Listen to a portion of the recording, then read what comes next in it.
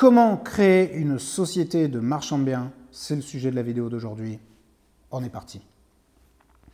Salut à tous, ici Yannick le marchand de biens. J'espère que tout roule pour vous, que vous avez la forme et que vous faites des bonnes affaires.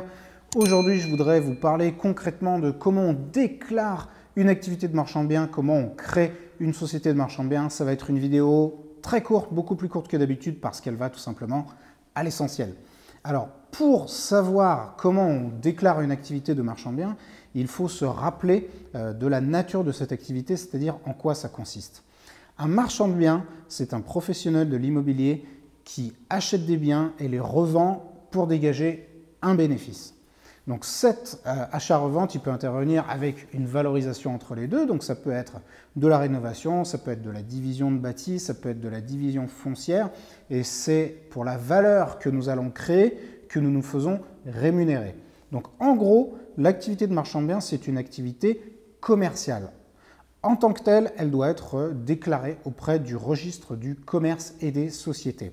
Donc tout simplement, ce qu'il faut faire, c'est créer une société et déclarer une activité de marchand de biens auprès du registre du commerce et des sociétés. En clair, il faut créer une société, c'est aussi bête que ça. Donc quel type de société créer? Je ne rentre pas dans le détail maintenant parce que ce n'est pas le sujet de cette vidéo, mais j'ai déjà fait des vidéos à ce sujet, donc je vous invite à aller les regarder si jamais vous avez des questions sur le type de société qu'il faut créer quand on devient marchand de biens. Alors, contrairement à d'autres professions immobilières, il faut savoir que le métier de marchand de biens, c'est une profession qui n'est pas réglementée. J'ai envie de vous dire presque malheureusement, pour l'instant, ça n'est pas encore réglementé, parce qu'il y a plein de touristes qui s'y mettent. Mais bref, pour l'instant, ça n'est pas réglementé, contrairement à d'autres professions, comme les agents immobiliers, par exemple, qui ont besoin d'une carte professionnelle pour pouvoir travailler en tant qu'agent. Eh bien, en tant que marchand de biens, il faut absolument rien du tout. En gros, il vous faut une carte d'identité et un casier judiciaire vierge si vous voulez créer une société de marchand de biens et lancer une activité comme celle-ci. Attention, ça ne veut pas dire que c'est suffisant pour réussir. Le sujet de la vidéo, c'est comment créer la société de marchand de biens. Par contre, si vous voulez réussir, c'est-à-dire dégager des marges bénéficiaires importantes et vous enrichir grâce à l'achat-revente, il faut savoir maîtriser et mobiliser un grand nombre de connaissances. Donc, il faudra que vous vous y connaissiez en urbanisme, en droit immobilier, en droit civil.